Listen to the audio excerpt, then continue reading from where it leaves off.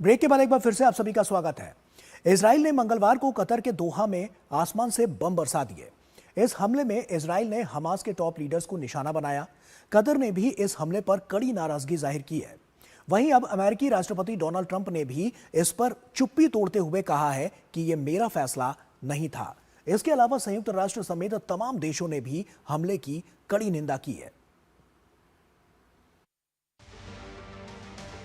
आर्थिक संपन्नता और अंतर्राष्ट्रीय मामलों में मध्यस्थता की भूमिका से अपनी अलग पहचान गढ़ने वाला पश्चिम एशिया का एक छोटा सा देश कतर पिछले 3 महीनों में 2 बार विदेशी हमलों का शिकार हुआ।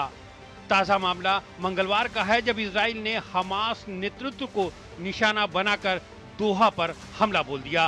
हमले में एक सुरक्षाकर्मी समेत कुल 6 लोग मारे गए। हालांकि हमास ने दावा किया है कि उसके शीर्ष नेताओं को कोई नुकसान नहीं पहुंचा है, लेकिन निचले स्तर के कार्यकर्ता जरूर चपेट में आए हैं। मरने वालों में खलील अल हैया का बेटा भी शामिल है।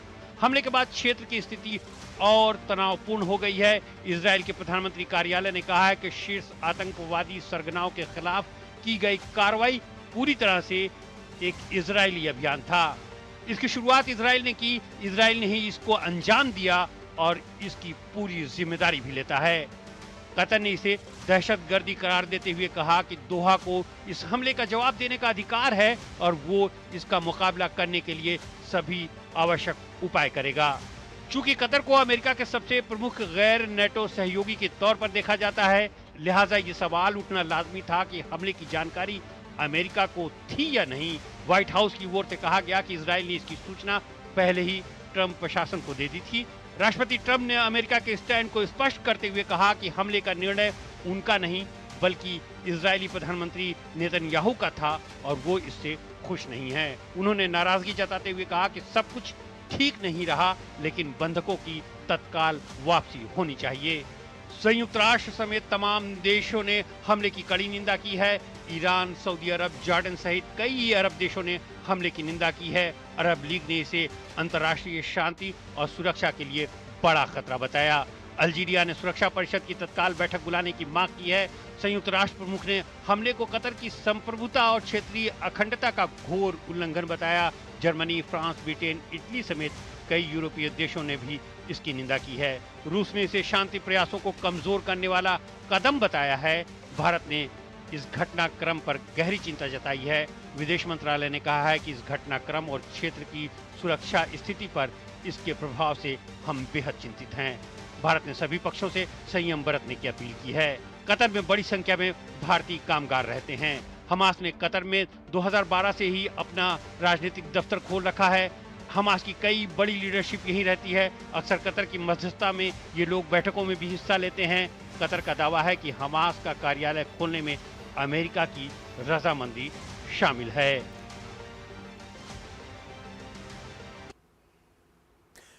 तो इस घटनाक्रम के बाद जो तमाम देश हैं वो निंदा तो कर ही रहे हैं, लेकिन इसके अलावा भी तमाम सवाल खड़े हो रहे हैं कि आखिर इसके दूरगामी परिणाम क्या हो सकते हैं। आइए इसी पर चर्चा करते हैं।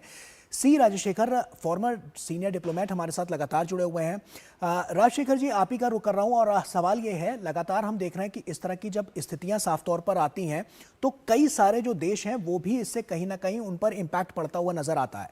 ऐसे में क्या वजह रही जो इजराइल ने सीधे कतर पर यह हमला किया? क्या जो कतर ने जो मध्यस्थता जो हमेशा से देखने को मिली है हमास के साथ, क्या वो एक बड़ा इंपॉर्टेंट फैक्टर है या इसके अलावा भी कुछ और है जो इस पूरी जंग को और ज्यादा आगे बढ़ाता हुआ नजर आ रहा है?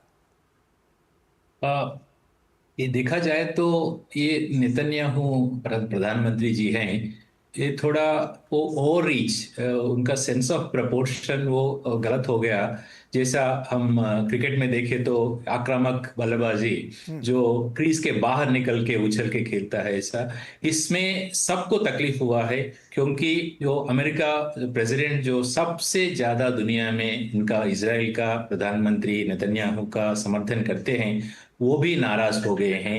वो बोला कि हम थ्रिल नहीं हैं और उनका स्टेटमेंट पूरा अभी जल्दी निकलेगा। पूरा स्टेटमेंट को भी रोक के रखा है, अमेरिका अभी दिया नहीं है। मगर जो भी अभी स्पंदन किया है, जो भी रिएक्शन किया है, सबका भी नेगेटिव रहा है। हमारे भारत ने बोला है कि हमें बहुत ही चिंता है, कंसर्न है। और सऊदी अरेबिया नेबरिंग हो, इजिप्ट हो, United Arab Emirates, EU, European union, रूस, सभी इसका कड़ी निंदा की है।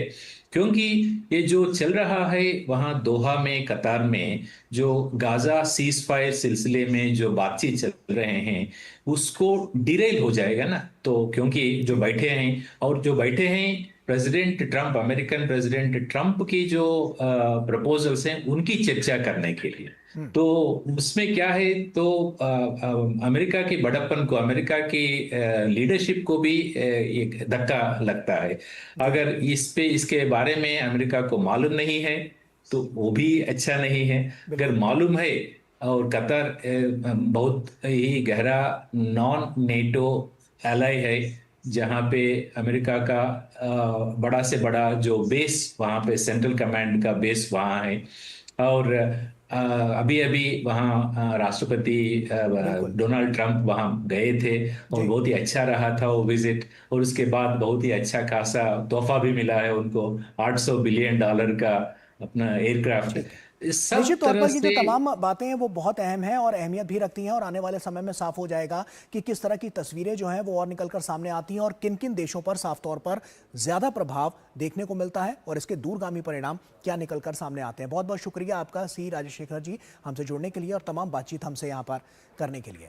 और इसी के साथ खबर दुनिया की में फिलहाल इतना ही, लेकिन जाते जाते आपको दिखाते हैं और भी तमाम अंतर्राष्ट्रीय खबरें। तो आप इन खबरों को देखिए और हमें और हमारी पूरी टीम को दीजिए इजाजत। नमस्कार।